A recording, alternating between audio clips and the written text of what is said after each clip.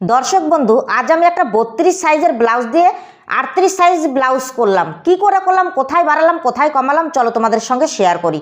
তো প্রথমে পেছন পার্ট নিলাম। দেখো এখানে আছে 8 ইঞ্চি, তো আমি 32 সাইজ করলাম। এবার এটাকে 38 করলে হলো আমার 9.5 ইঞ্চি। তো 9.5 ইঞ্চিতে একটি দাগ দিলাম। দাগ দেওয়ার পরে আমি এইখানে সেলাই মার্জিনও নিয়ে দেখো দাগটিকে মিলিয়ে দিলাম। এইবার আমি এস পার্ট করবো। তো এস পার্ট করার জন্য কি করব, এখানে রেখে দেবো। রেখে দিয়ে আমি বাড়তি কতটা নিয়েছি আমার কম পড়লো মেপে নিতে হবে। তো দুপাশে 1 ইঞ্চি বাড়াতে হবে।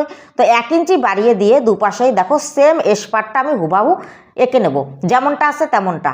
তো আমার এখানে আঁকা হয়ে গেল। এইবার আমি প্রথম কাটরির ক্ষেত্রে দেখো দুই পাশে 2 সুত বাড়িয়ে নিলাম। বাড়িয়ে হুবাহু এটা যেমন আছে তেমন এঁকে নিলাম। এইবার নিচের কাটরির জন্য এইভাবে মেপে নিলাম। মেপে হলো আমার 8.5 2 পয়েন্ট। তো নিচের কাটরির জন্য এখান থেকে মেপে 8.5 2 পয়েন্ট বের করে একটা মার্ক করে দিলাম। মার্ক করার পরে যতটা আসে সেম হুবাহু দেখো আমি দাগ দিয়ে টেনে নিলাম। এইবার